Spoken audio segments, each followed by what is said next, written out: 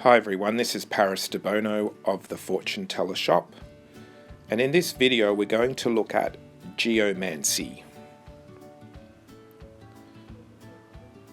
Geomancy is a form of divination.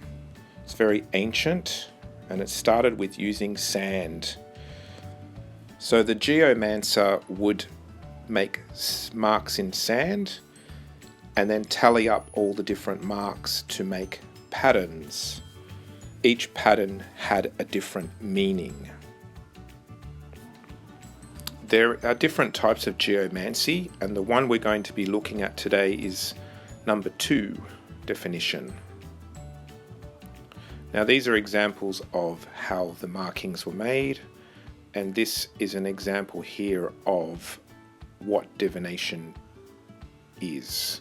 Now I'm not going to go too much into the history because that'll take hours to explain. So this is something that you can research at your own time.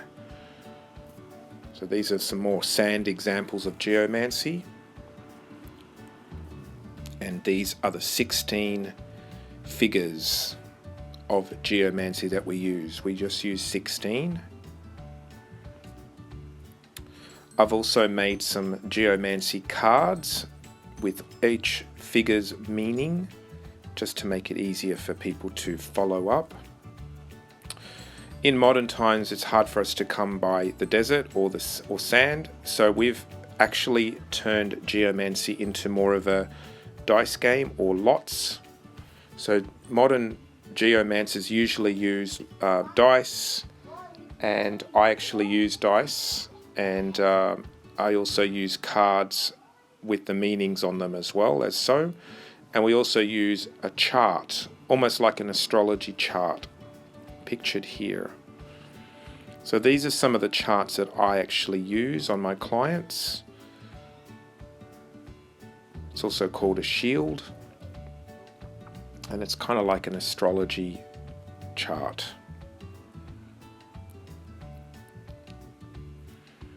Okay, so it has the 12 houses of the zodiac, and I'll show you how I create it. Now this graph now is one I've made on the computer, so it looks more attractive, and often I make these for my clients as well if they want to have a copy of their shield or their chart. These are the dice that I use. I've actually made this little dice holder using wood and wire. This is how it works. So you shake it, and then when you feel ready, you stop and you tally up the numbers.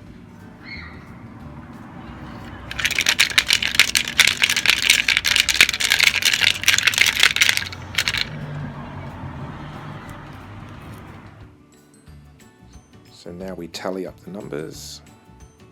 This is how we make the geomancy figures now in modern times rather than using sand.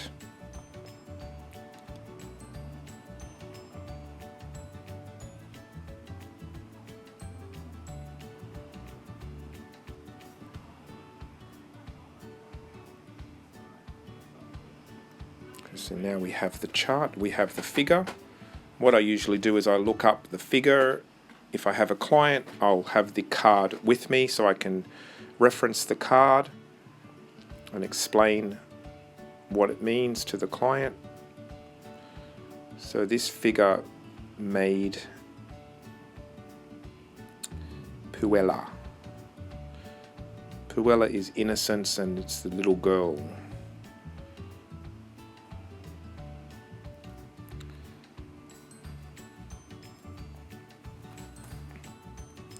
Now if you don't have a fancy dice game like I do, you can just use a simple dice. The even numbers are 2 dots and the odd is 1 dot, and the same as with coins.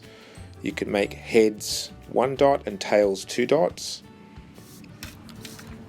But I've got my magical dice cage, and this is how I use it. So we shake it, and we write down the pattern that it makes. So the first line is house number 1 in the astrology chart, and when we make our geomancy chart, that will go in house position 1. Shake again, and we go to house 4.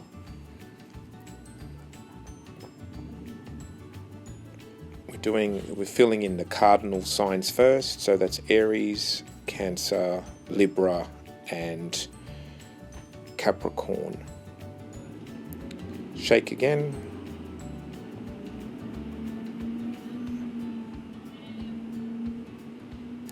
Now the first 4 signs we're doing, they're called the mothers, or the I call them like the major ones, because then we're going to create a chart from them. Now this is my own system, so I've developed this system over many years and it works for me, and I am doing it from right to left. Now because ancient geomancy was developed in Middle East, often people write from left to right instead of right to left like we do in the West. So now I'm showing you all the different meanings of the first 4 signs that we created using my geomancy cards. As you can see, the dots line up. Now we create the daughters from the mothers, and we move over to the next 4 houses, and we add the numbers the sideways. So 1, 2, 1 and 2, and then we fill in the next line, as you can see. So you just follow through until the boxes are all filled.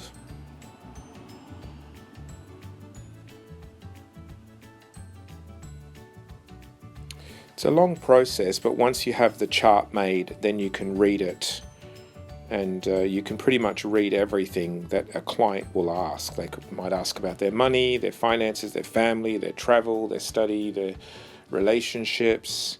So even though it is a little bit of a time-consuming system, just like astrology is, it actually gives you a very thorough reading of their life.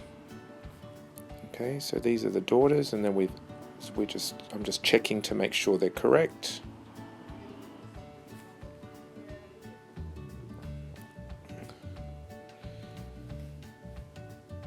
It's a very thorough system, and I've noticed with myself that I've gotten quite fast at creating a chart. You know, the first couple of times took me a while and I made mistakes and things like that, but now I can pretty much make a chart in about 5 minutes.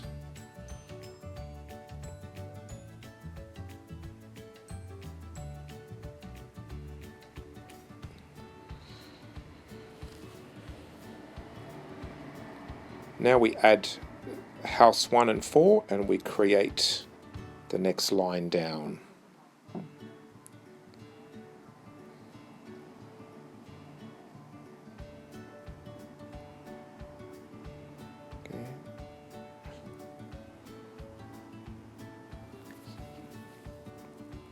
And then we keep following through until we've done the whole chart.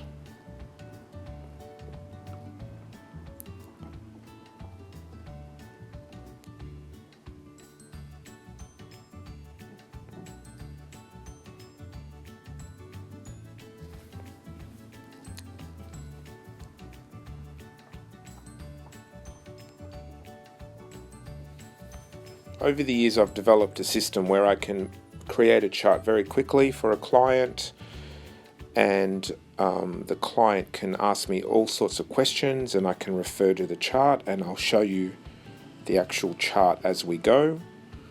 So far we're just pulling all the houses, creating all the different symbols for each house, and soon we will be able to put them in an actual astrology chart. Same charts that they used to use in ancient times.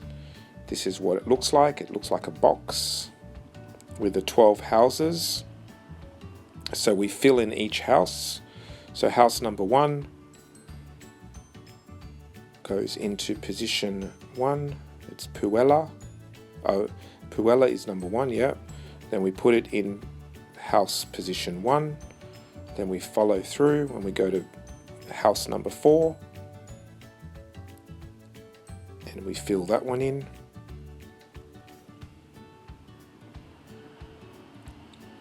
Now again, this is a unique system that I've created for myself, so you may see it done differently in different books. So, you can experiment with what works for you. I've taken all the elements that work for me and I've done it in this system.